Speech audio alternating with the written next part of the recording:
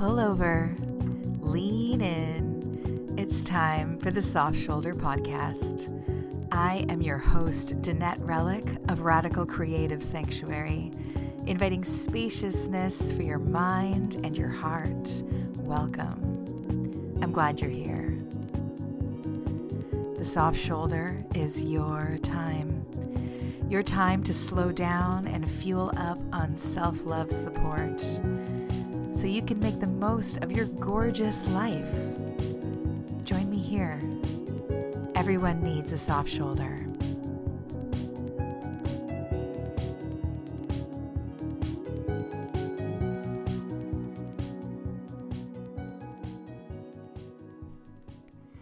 Hello, sweet listener. This is episode 1. This is episode 1 of the Soft Shoulder, and I'm feeling a little nervous and I'm feeling excited. And I'm looking at the topic, what is self-marriage? And I have a feeling that we'll be answering that question ongoing from episode to episode. What is it? I mean, to start with self-marriage, then you have to look at marriage itself, which is, I like to think of marriage as like a clown car. I mean, there's so many different stories. There's so many different aspects and facets to this. There's stories of love and sex and politics. There's stories of money and commitment and family, culture, tradition, fashion, feminism, religion, romance, the past, the future, bodies, spirits, and of course the giant glittery wheel of the wedding industry. There's so many things to think about when you think about the word marriage. What do you think about? Of course, there's also on the far-reaching spectrums, there's people forced into marriages and people who are told they're not allowed to marry. And some people put marriage in the same category as Santa Claus or ghosts and God, and they say they just don't believe in it. And so it's, I think in order to build, because self-marriage is something that I think the definition, it's kind of like art. It's an ongoing dialogue. It's something that people are creating from different perspectives with different ideas, which I, of course, find so exciting. It's so personal. And it's a conversation that's happening. But in order to build a new conversation, it's important to look at the foundation and to clear away. If you're going to build a sandcastle, you don't build it on a pile of other sandcastles necessarily. You can. It's a little more challenging. It's good to sort of clear the decks and what have we got here? So yes. So just recognizing that both are really a dialogue. And what's important about self-marriage is it's the dialogue that you have with you and what marriage means to you, where you're coming from, why you might want to recreate it, and why you might want to do that just for you. When I married myself, it was an impulsive, creative, very personal decision. I never planned on telling anyone, and I certainly never planned on telling the story with a microphone in front of my face. I can tell you that. I certainly did not see it as the core of my work as I know it is now. I was an art student. I was a student at the Ontario College of Art and Design in downtown Toronto, and I lived just around the corner. I lived on Darcy Street. And Now magazine was the regular, came out every Thursday in paper form. And this was a real staple of mine. I would look forward every Thursday to opening it up for two main reasons. One was what bands were playing. And the second one was Rob Bresney's horoscopes, free will astrology. He's one of my favorite go-to for horoscopes. And around that time, I think with any story, you could just keep going back and back and back. We're going to start it in my mid-20s as this art student. But of course, I, had been raised on, the idea of love, the idea of romantic love, the thrill of falling in love, of crushes, the drama of it. It was something I was definitely putting a lot of attention to. I got a lot of joy out of this. It was so important to me. Around the time I was, I don't know, my mid-20s, I just had a thought one day while I was walking that this isn't guaranteed. Like this quest that I had at the time for a soulmate, to know it's the one, to meet someone and have it be like, okay, now our lives begin. It's not guaranteed. I was looking at the world around me. I was looking at my own life. I'd known people who died in their teens. I'd known people whose lives turned out completely differently than what they thought. People who wanted love and didn't find it. People who wanted children and couldn't have them. There was just a lot more to life, obviously. And in my coming of age moment, one of many, I realized, wait a second. If I believe that waiting for the one and waiting for this marriage moment was going to have such a huge impact on my life, about this idea of when my life would begin and whether or not I would be happy and whether or not I'd be worthy of love. Well, I was kind of setting myself up for potential failure, because it could happen and it also might not. And I thought, I don't want to be 40, 60, 80. If I'm lucky to live a long, beautiful life, I don't want this to be, this other random circumstance to define how worthy my life has been and whether it's been a failure in terms of loving and feeling loved. So I was, of course, contemplating this while also having crushes on completely inappropriate art students and musicians. And so I was kind of, living in both of those worlds in my mind. And good old Rob Bresney, thank you. He told all Sagittarians that December to marry themselves. It was in the horoscope. It was just you should plan a ceremony, get engaged, make this commitment. Now's the time. And I just read it. I cut it out and I said yes.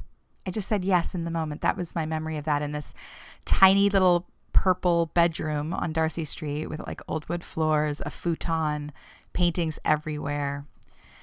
I think it was 10 feet by 8 feet. I don't know. This is a small room. This is my whole life is in this room. I cut it out. I put it in my journal. And I began to plan. So the year ahead, I was looking at it. I didn't want to be impulsive. I really felt called to this engagement. And it felt very private and special and strange and uncomfortable. It wasn't I just knew and it was great. I felt awkward doing this. I think it's important to tell you that. So I started thinking about the marriage definitions that I knew, what my experiences were, and what I wanted to keep and what I wanted to let go of.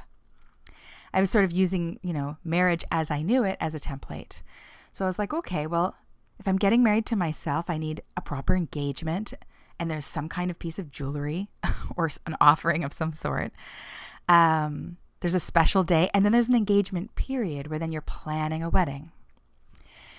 And I knew that I wanted to choose things that were going to sustain. I wanted to choose things that were going to change how I looked at romance and how I celebrated my life with consciousness. So just as sort of a strange insurance policy, I decided to propose to myself on Valentine's Day, because of course, Valentine's Day is a loaded day. And in my 20s, it was definitely more charged and feeling out of my hands. So I was like, well, I'm going to take that day. That's going to be the day I get engaged. I made a beaded necklace. I had all these seed beads, some that from friends, some that I got in Kensington Market. And I made myself a fun kind of candy necklace and decided that would be my engagement necklace. I didn't put it on until Valentine's Day in that room, that same small room. And I began to plan. I wanted to know, what day in the future am I going to want to celebrate? I chose June 7th because it's opposite of my birthday by 6 months. And being very practical, I wanted to celebrate myself every 6 months and have something like a halfway mark in the year. So I chose June. I also chose June because I still wanted to get married then to someone else. And I had always pictured getting married in the fall. And so I wanted to space my anniversaries out. And I knew I wouldn't have a June wedding because of my fear of bees. This is all at the time. Anyhow, so I chose A song also. I chose an engagement song, and I was strategic with that song because I knew I might wiggle out of this. I wasn't telling anyone, and I still felt strange and tender and bizarre about this decision that I'd made. So I wanted a song that I knew would come on the radio. I knew would confront me in the mall. I knew I would hear from like on Queen Street when the windows are open that spring. It was a very throaty rock ballad. I'm not going to tell you what it is. I'm going to reveal it at a later date. But it was a pretty cheesy, throaty love ballad of that year. And sure enough, as planned, it was just playing everywhere. And every time I heard it, I was reminded of this commitment that I had made. It was holding me accountable, like the serendipity of the universe soundtrack was holding me accountable. I thought about bands. At the time, I was working with my hands all the time. I had a job also that I was working in like with auto body filler and paint and wood and metal. And so a delicate piece of jewelry wasn't really suiting my budget or my lifestyle. And there's a store called Northbound Leather. I used to go in there at the time, kind of dreaming about being able to purchase something like that, something from there. And I decided to treat myself to wristbands, one for each wrist. So still a set of bands for me and for me. And they snap onto my wrists, and they have like a little strip of metal. And it made me feel like Wonder Woman, made me feel strong. I also just wanted to treat myself to something that I wanted, but didn't find the occasion for. I wouldn't have invested my money otherwise. But I was like, well, this is a special occasion. So I gave myself permission to treat myself to this gift. And when I bought them, I kept them wrapped. I didn't take them out until the ceremony. So I planned the day. It was a work day, and I was planning to call in sick that morning, which I did. I called early before the office opened and left a message on the machine. And then I took myself to Center Island. I got on the ferry. I took my bands. I brought some strange things. One of the things I loved about weddings as a kid was that idea. Have you ever heard that little rhyme or tradition that something old, something new, something borrowed, something blue? I wanted this. I just really loved it. So, you know what's funny is I can't always remember what the items were. Something old might have been the jeans I wore. My uncle owned a vintage clothing store at the time, and I worked there part-time, and there was these gorgeous jeans. They were so old. They were just shredded in the most beautiful, the way that people try to artificially rip jeans. They were just like all on the thigh, right down to the knee and to the shin. They were beautiful, kind of stonewash. They were patched underneath, so even though they had the rips, they felt really good on the inside, and they were holding together, and they were the perfect flared bell-bottom jean. They fit me like a glove. They were incredible. That was the old thing that I wore on my wedding day. The something new, of course, was the bands. It's the borrowed thing that I can't recall, but I know that for blue, I had two things. My hair was dyed blue, like Grover blue, and I had a bra that matched. And I wore a white peasant blouse that I bought in Italy, where my mom is from. And so I just like packed a bag. I had a camera. I had a little blanket. I didn't know what was going to happen. I just know I needed to be at the beach. So I took myself there. I took some photos along the way. I had written vows beforehand and had them rolled up like in a little scroll. And I wandered around. I just absorbed the beauty. It was very quiet. It was very sunny. I made my way down and found a quiet place at the beach, and I laid out my blanket. I had a new song now. I had a wedding song, so an engagement song and a wedding song, because I knew I would need something to sort of mark the fact that I was now married. And I had thought about the idea of a witness, because this was such a private moment. It was like, well, there's going to be no one there, but I want a witness. And so I brought a stuffed toy that I cherish named Louis Lapin, and it's a mustard-colored rabbit I bought when I was in Paris when I was 21.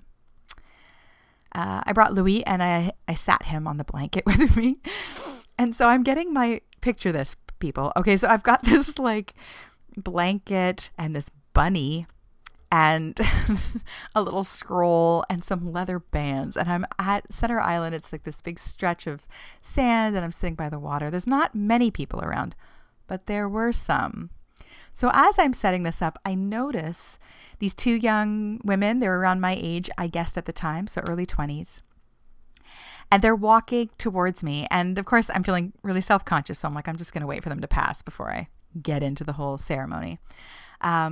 They start walking by and they're kind of looking at me. One of them's looking a little more cautiously than the other one. And the curious one says to me like, hey, can I ask what you're doing? And I just looked up at her and I said, I'm getting married. And like my throat is just like shaking, right? Because I'm just anticipating, of course, the next question. And I think the cautious friend was also feeling nervous. Because, I looked a little strange sitting here with this bunny, right? There's no sight of a groom or a bride. It's just me there. And the curious one says, oh, that's so wonderful. And she looks around and she says, who are you getting married to? And I answered, honestly, I said, myself. And now that was hilarious because then you could see the friend. I could actually see her telepathically, like telling her friend, like, let's keep walking. Like her face was just giving this all away. But the curious one who had asked the question thought about it for a moment. She kind of just looked at me. The three of us are standing there in the sand. And she just sort of like nodded. And then she said, well, I think that's really empowering. And I said, thanks. And then they said goodbye and kept walking. And as they kept walking, I knew that if I was them, I would have the same reaction at the time. And as they walked away, I took a photo of them. And I thought, I have witnesses. So everything's in place, right? I mean, what do I do? There's no like celebrant. There's no people. I just awkwardly, tenderly sat for a moment. I awkwardly, tenderly opened up the scroll. I read my vows out loud. I looked at the water. I looked at Louis. And I don't know if I kissed my hand or if there was any kind of now you are married thing. I just read the vows. I sat with them for a while, not knowing, just feeling kind of strange. And then I decided it was time for the dance. And so I put on my headphones. It was a cassette Walkman. And I had the song, it's a duet. Oh my gosh. In this moment, I can't remember who the male vocalist is. It's Dinah Washington. And it was Baby, You Got What It Takes. And I let myself walk into the water. It was sort of like a little baptismal moment as well. Barefoot, my old ripped jeans getting wet and sandy and dirty. And this beautiful song that I loved, this celebratory song that I am now imagining is me singing to me, Baby, you got what it takes. And I danced in the sun, feeling incredibly self-conscious, looking over my shoulder every once in a while to make sure that like no one was there. And when I was done, I just kind of quietly packed things up and went about my day and made my way home. So that's the story of not of the marriage, but of the decision and of the wedding. What I really loved about that idea then was just that I could decide, that I could take this into my own hands. The vows were really interesting to write. What do you vow to yourself, right? When you're not thinking about fidelity and you're not thinking about a template, what are the vows, right? And so, it really felt to me like, now in hindsight, so as I'm recording this, I am approaching my 17th self-wedding anniversary. It was a long time ago. I was a different person then. When I actually just retelling you this story is just making me feel a lot of love for that girl. It was a long time ago. And I kind of look at it like, It was like young love. I got this idea. I got this crush on this idea to love myself. And I just jumped in. Like maybe you have, maybe a lot of people did or used to, in their 20s. Let's get married. I don't know where you are in your life right now, but do you know who you are at 20? Does anyone ever? But I mean, when I look back at who I was then, it really felt like this, like I rushed in like this puppy love version of self-love. And I had no idea what was ahead of me. I had no idea what this commitment really was going to ask of me if I continued to honor it.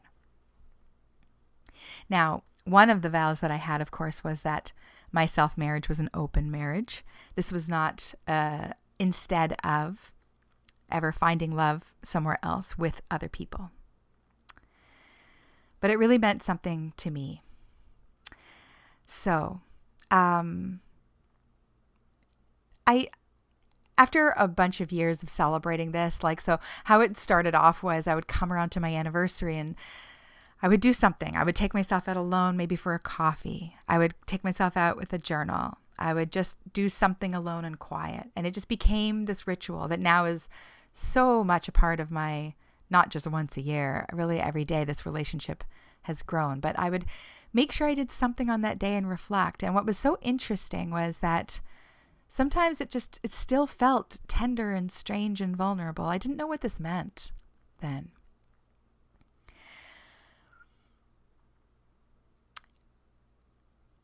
Yeah.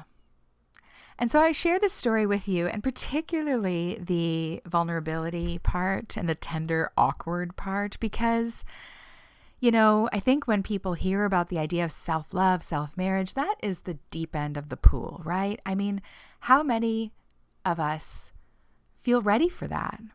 I think, we're not really taught and encouraged to love ourselves in the real true sense of the word, in the real deep loyalty and commitment of putting ourselves first and of really thinking of what love means.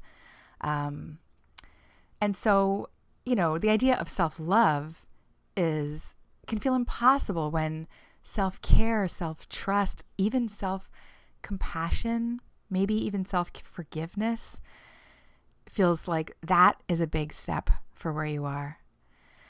So I tell you this too, because sometimes it just starts with flirting. Years later, I ended up beginning to teach self-marriage. I did not see that coming.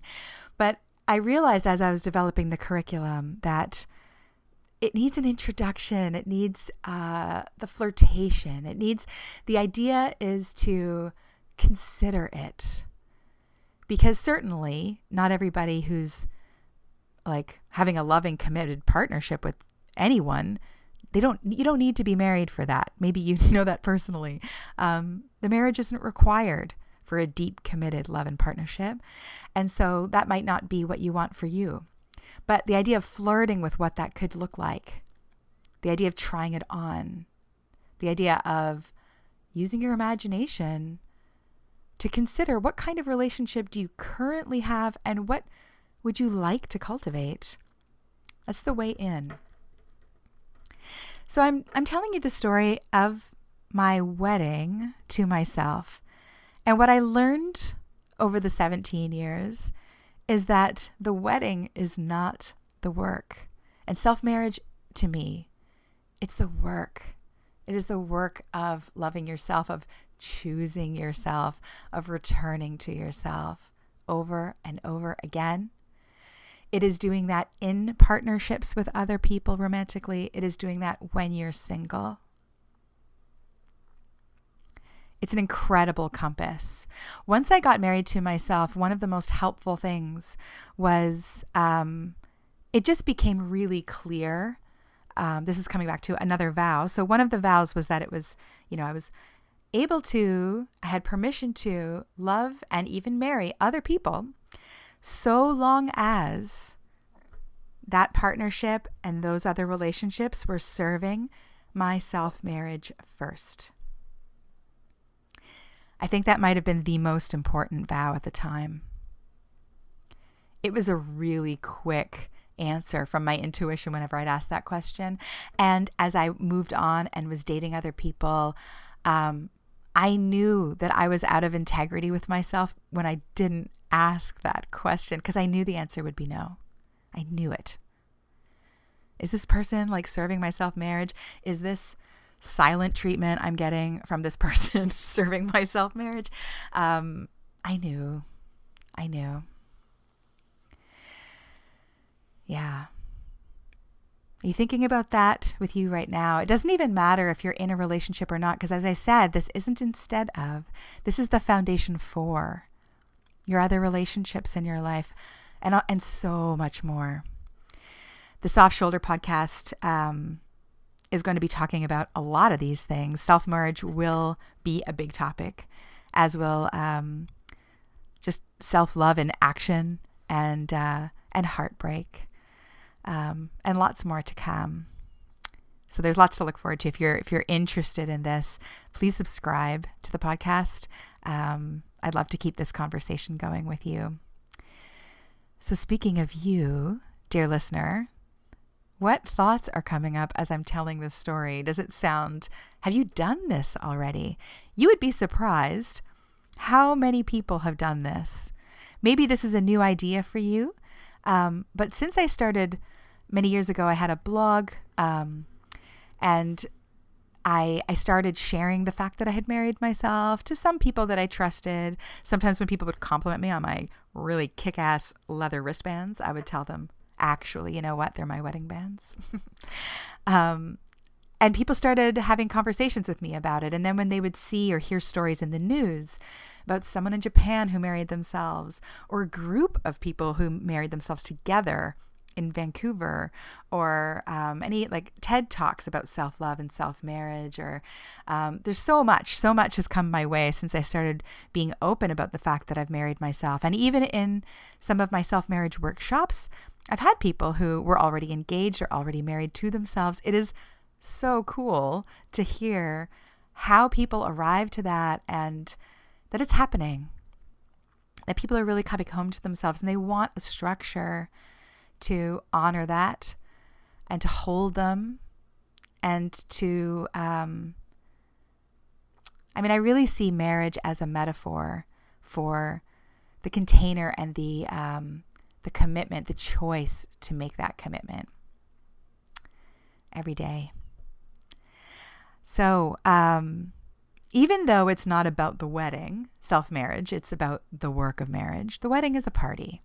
You don't need the wedding. The wedding is wonderful. The wedding can be completely full of meaning and thought. We'll talk a lot more about that as well on the Soft Shoulder podcast. But if the wedding is something that you actually really love, and it's sort of your doorway in is to kind of fantasize about having a party or a ceremony for yourself, let that be the way you flirt with yourself. Let that be your way in. Even if it seems silly, even if it's just, what would I wear? What would I wear on this? I know so many people who have had that wedding fantasy, and a lot of it is about like the clothing, the music, the atmosphere. Sometimes it's about the actual marriage of the partner, but there's something about this really big event culturally, right? And don't be ashamed of it if that's you. And you want to wear a big honking enormous dress that looks like a huge cake or a carnival just like dripping off of you. I think so much of that is about feeling worthy of taking up that much space, of feeling worthy of putting on something so spectacular that culturally it's like, unless you're into Halloween like I am, unless your job kind of requires it, there's really not that many occasions where you can pull off a gown like that, except weddings. And I think that there's something to that. How do you imagine feeling in a gown like that, or a suit like that, or some whatever it is, whatever kind of vision that you have for yourself, a cape, who knows? Wherever that doorway is for you right now, if you're listening to this and you're thinking, maybe it's about, a song, maybe it's about the vows, maybe it's about just having a date with yourself to consider, and maybe it's about the dress. Let that be your doorway in. Don't judge whatever little thing is sparkling for you right now. that's luring you and calling you into thinking that maybe this is an idea worth exploring. You can actually explore self-marriage your entire life without ever getting married, right? You get to make it up. What if your whole life was a period of engagement with yourself? I mean, isn't it? What would change if it was?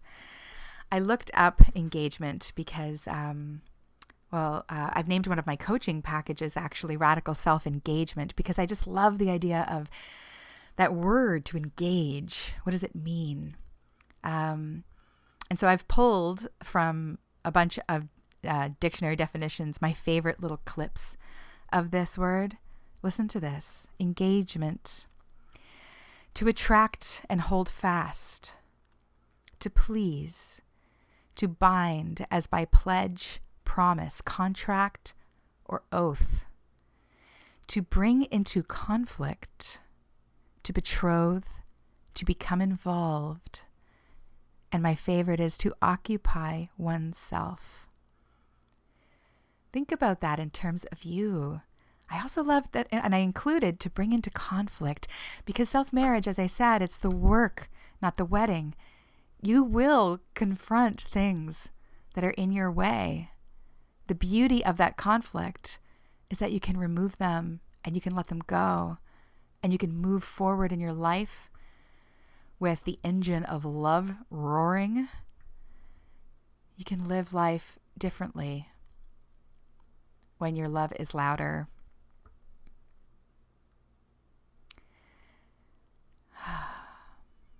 Thank you for listening to this. As I said, there's so much more on this topic. I could go on and on. I will later in doses for you to listen to episode by episode. But for now, I just want you to consider where you are in relationship to yourself, how you feel about this idea. Something to journal about for sure. I love journaling. I love to write about anything. It's one of my favorite self-love, self-care tools. It's my fastest way to clarity. More about that also on another episode. Thank you for joining me here at the very beginning. I really look forward to this conversation, building with you. I'm learning every day. Also, if you are someone listening right now who has married themselves like I did, I would love to hear your story.